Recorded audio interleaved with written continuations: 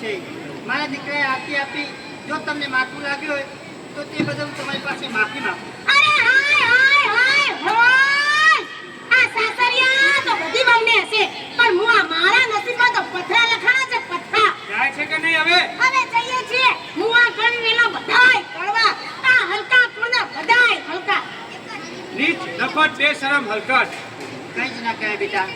સુખી ઘરની કન્યા આપણા મધ્યમ ઘરમાં આવી છે. ઘરકામથી ટેવાઈ જશે એટલે સર્વ સારાવાના થાય. હું નથી દાતો બાપુજી કે મારો સંસાર અને વળી સુધરે. બેટા, યુવાનની મસ્તી શાંત પડતા તું પોતે જ કહીશ કે મારો સંસાર સંપૂર્ણ રીતે સુખી છે. હા, આપણા વાતની ચર્ચા આ શંભુબા પર કોઈ જુદી અસર કરશે. જો ભાઈ શંભુ, જેમ બાપની બા છે ને તેમ ભાભી આપણી બા સમાન જ કહેવાય. પણ મોટા ભાઈ, બાત તો કોઈ મીઠું મીઠું બોલે છે અને ભાભી મારા સમૂહ ડોરા કાઢે છે. તો તારે ભાભીના સામું નહીં જોવાનું. પણ મારી આંખો સુધી એમની સમૂહ જોઈ જાય છે. એક તારી તેજસ્વી આંખો પર તારો ભાઈ શંભુ તેવો ગોળ બની ઓ જાય છે. મારા ભાઈ લો.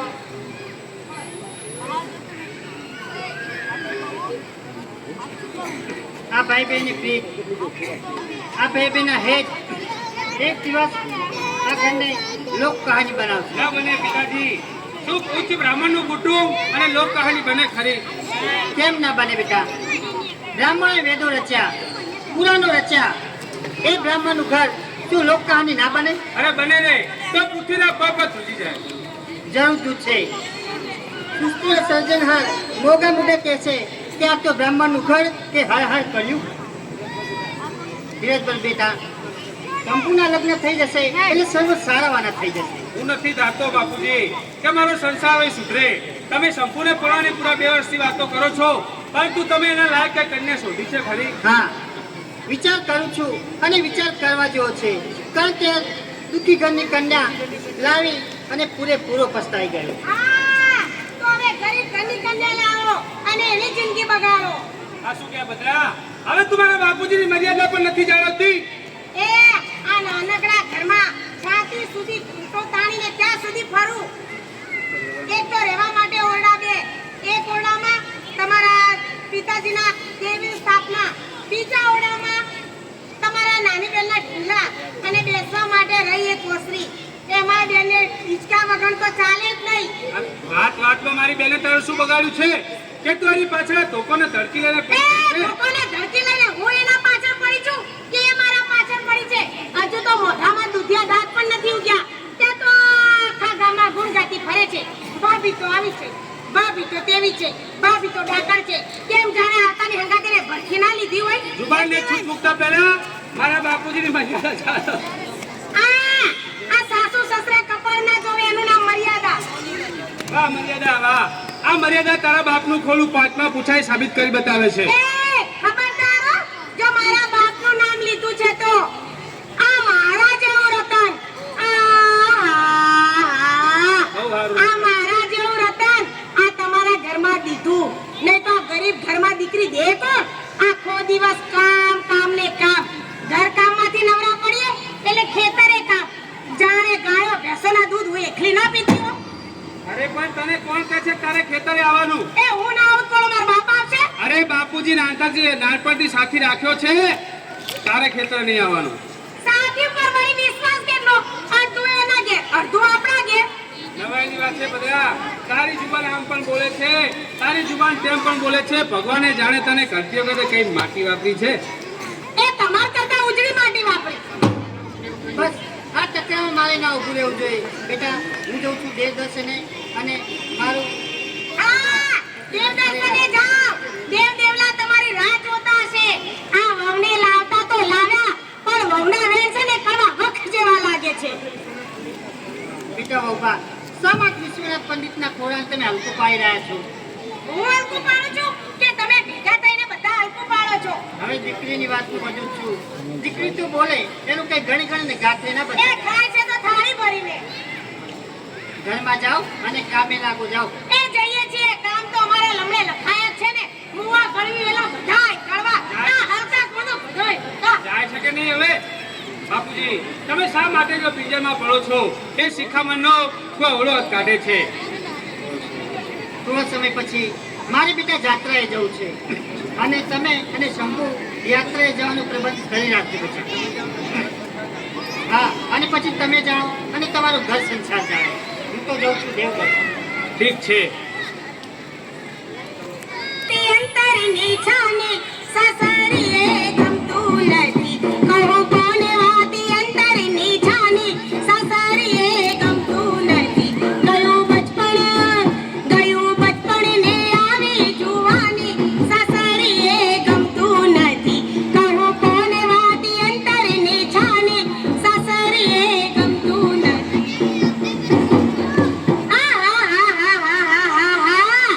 ના ના, મારે તો ગામના લોકોને શું કહેવું.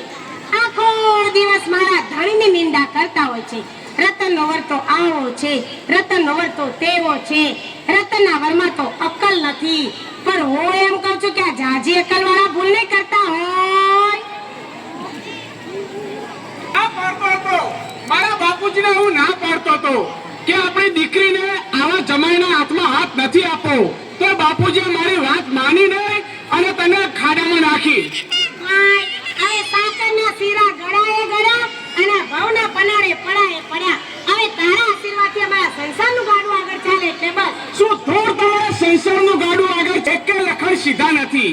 કાલે સવારે મેં કીધું બેન કે જાઓ જમાઈરાજ બજારમાં જઈ અને શરબત લેતા આવો. તો શું લઈને આવ્યા ખબર છે? શું લઈને આયા? બજારમાં જઈને મારા માટે કરવત લઈને આવ્યા, જેમ મને કાપવાનું ના હોય. પાછું મેં કીધું જાઓ જમાઈરાજ બજારમાં જાઓ, ગરમીનો સમય ચાલુ થયો છે, લીંબુ શરબત લેતા આવો. બરાબર? ભાજી લેતા આવો તો કોકના ખેતરમાં જઈને લચકો ઉપાડીને લઈને આયા. હવે આવા ને આવા બધા ઊંધા કામ કરે છે, પછી ક્યાંથી મને વિશ્વાસ આવે એમના ઉપર? તારી વાત સાચી છે. પેલા પોપટ કાકા એમ કહેતા હતા કે બેટા મેં જમાઈને એમ કીધું કે મારા ઘરે અવસર છે, લગ્નનો સામાન લઈ આવો. હા, તો કે જઈને ઠાઠડીનો સામાન લઈ આવ્યો. લગનનો સામાન મંગાવ્યો ને ઠાઠડીનો સામાન લઈને આયા. તો પણ આજે એક શેઠના ત્યાં માજીના દેખરેખ માટે એમને નોકરીએ મૂક્યા છે. નોકરી મૂકી હા. તો તે નોકરી કરીને જ આવશે. શું નોકરી કરીને જ આવશે? પેલા આવા તો દે. હજી એમનું એક પણ લખણ અહીં સુધી સંભળાયું નથી, પણ મને નથી લાગતું કે નોકરી સારી રીતે કરે. ના ના, મને વિશ્વાસ છે નોકરી કરીને જ આવશે. આ જો કૂતરા ફસે છે એ જ આવે છે.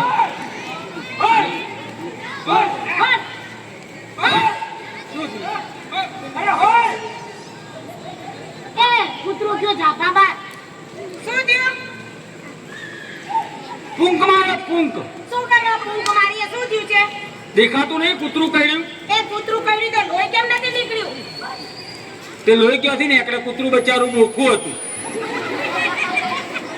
તમે બે ભાઈ બહુ સોલર સીનમાં જઈ અને કેસ કાઢીને કૂતરાને નવું ચોખ્ખું નખાઈ આલો. અને આ છોકરો કૂતરાને ખાવામાં તકલીફ પડે છે. બોલો, એ તમે નવરા છો, એ ધંધો તમે કરો.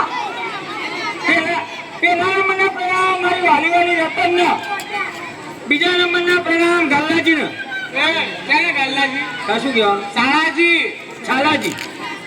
સાળાજી. ઓહો, પેલા પાગલેજીને ભાઈ સાળાજી. એ માર ભાઈ બિસ્કિટ છે. અલે છોકરો બિસ્કિટ છે? આવડું મોટું બિસ્કિટ ક્યાં પડી ગામમાં? અને આને ખાવાનું ચાલુ કરો આ રવિવારથી, એટલે હતા રવિવારે પૂરું થઈ રહ્યું. બોલો, સાળાજી પાર્લેજી નહીં. ત્રીજા નંબરના પ્રણામ આ બધો જેટલો મને જોવા આવ્યો છે એમને.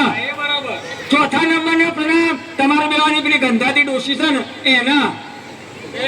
અને પાંચમા નંબરના પ્રણામ કરો ભગવાનને કે તમારા જેવું નંગ પેદા કર્યું. ભાઈ મારા જેવું નંગ અમદાવાદમાં આવ્યું તાણા આ લોકોને બધા ઓળખો, બાકી આમને ઓળખ જ કોણ?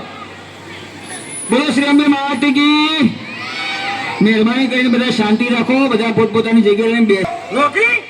નોકરી? નોકરી ન કરી. કેમ નોકરી ન કરી? એટલે હવે નોકરી જેવી મામૂલી વસ્તુ મારા જેવા મર્દ આગળ ટકી ટકીને કેટલી ટકા? શું પરાક્રમ કર્યા કે નોકરી ના ટકી? રતન નોકરી હાલી ગઈ. અરે પણ ક્યાં હાલી ગઈ? ગઈ ક્યાં ગઈ? વચમાં માર ક્યાં ગઈ નોકરી? ભાઈઓ બહેનો સાંભળજો બરાબર ધ્યાનથી. હવે આપણે કોઈ જગ્યાએ ગુનામાં છીએ. મેં કીધું બે ચાર ડોશીઓ હોય, એકની એક ડોશી હતી. એટલે મને જતી વખતે શેઠે એમ કીધું કે તમારે નોકરી કરવાની છે. મેં કીધું હો. તો કે નોકરી કરવાની કેવી કરવાની ખબર છે? મેં કીધું બોલો કેવી કરવાની છે? કે અમે બધા લગ્નમાં જઈએ છીએ ઘરમાં માજી છે એ માજીનું તમારે ધ્યાન રાખવાનું. મેં કીધું ચિંતા ના કરો, માજીનું હું ધ્યાન રાખીશ. એટલે કે ધ્યાનમાં બીજું કશું નહીં કરવાનું, માજીની મોખે ઉડાડવાની. મેં કીધું માજીની બધી મોખે હું ઉડાડી દઈશ.